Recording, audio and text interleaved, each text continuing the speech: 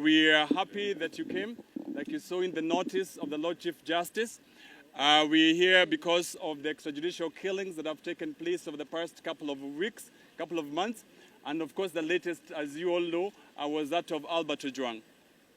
You appreciate the Constitution of Kenya, under Article 1 makes the people of Kenya sovereign, and it also, at Article 3, absolves all of us to defend, uphold, and defend the Constitution.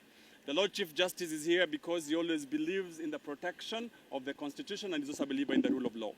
You know very well, Article 73 of the Constitution requires of public officers to behave in a manner that gives dignity and honor to that very office. So we're here to request the IG, the DIG, and the DCI to respect the dictates of the Constitution. And so the Lord Chief Justice is going to give notice in terms of what we plan to do in the next couple of days. So he is going to read a statement. Then after that, we're going to drop the statements at the offices of the DIG, the IG, and the DCI. Thank you very much. Lord Chief Justice, please welcome.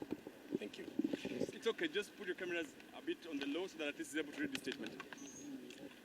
Good morning once again.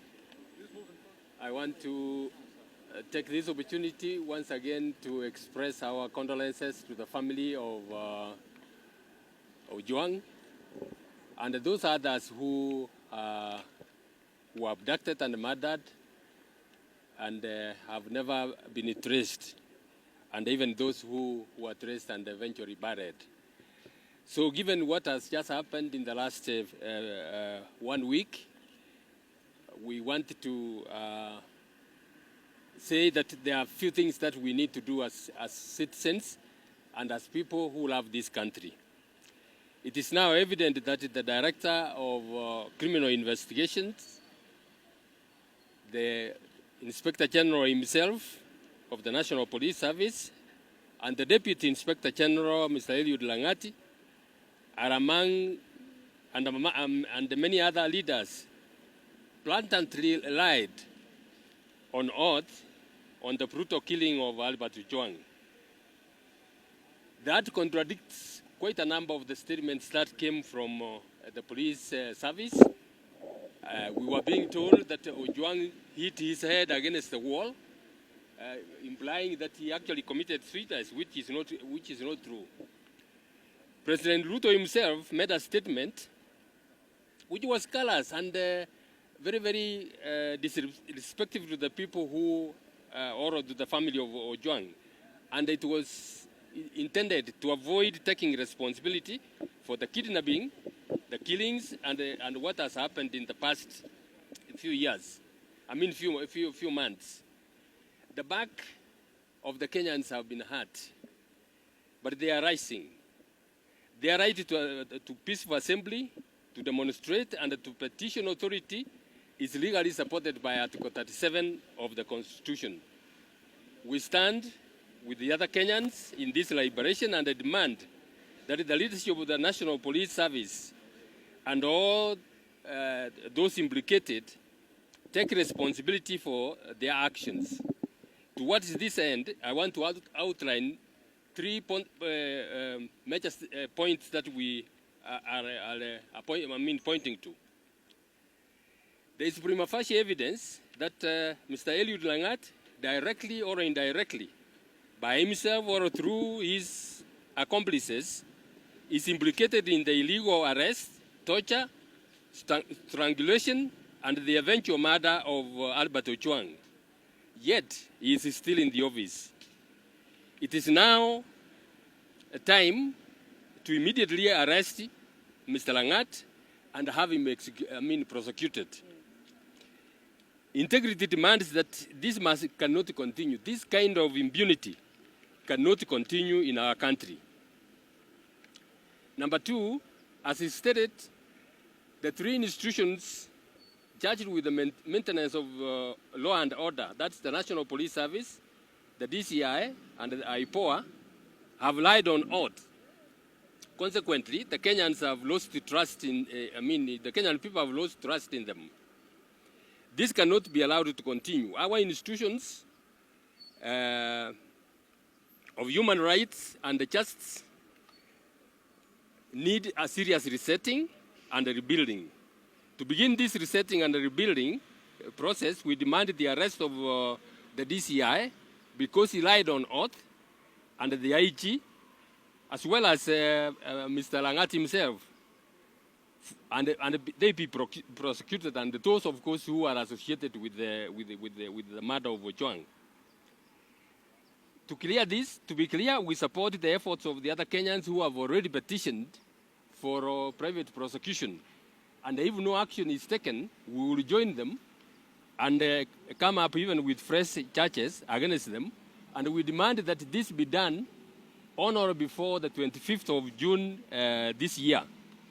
If that is not done, we will formally come out and join those efforts and demand for private prosecution. You know the law provides for that.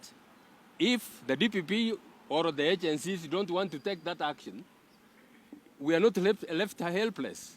We can demand for private prosecution and go right ahead.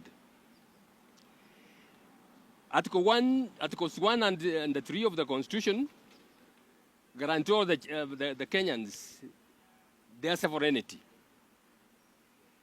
They can act directly or through the institutions that have been set. My team and I support those constitutional actions of Kenyans who are exercising the freedom of assembly to express their demand for accountability, so that those who are involved are taken, action is taken against them. So as I've said, if nothing is done by 25th, we will join them and seek to prosecute those who have been involved. I also note that in spite of the crisis that we are in today, the president has not taken any step to bring to book so many of those youths and others who were murdered in June last year and coming forward up to the one of Ojwang. This tells you exactly the value he places on human life. Him and his administration don't have any regard for human life. And if nothing is done, this is going to continue, and we are not going to have a country. This era of impunity shall only come to an end when the people reclaim their power under the Constitution that carries their hopes, dreams, and guarantees human dignity. Kenyans long for their humanity to be restored, reset, to the place where we collectively gave ourselves, the position we collectively gave ourselves when we promulgated the Constitution of Kenya in 2010, and which ushered hope and provided for institutions to be independent so that they can carry out the mandate the Kenyan people have given them. The spirit that was set by the Gen Zs last year, who courageously came out and demanded their rights, is a spirit we all embrace. And we want to call upon all Kenyans to join the young people and demand for this right. Without doing that, we are going to be taken for granted for years, and our country is going down the drain. So our call is that let us not keep quiet. Let us stand up and demand for our rights and demand for justice to be done. Somebody who has taken the life of another should be behind the bars and be prosecuted. And if that is not being done, if the state doesn't see that, the people themselves will do it. Thank you very much. Thank you very much, colleagues. Okay, I'm just going to take two quick questions so that at least we don't take too much time here. Okay, labda swali tu wewe kwa Kiswahili, wewe kama ulikuwa mwenyekiti wa jopo ambalo lililenga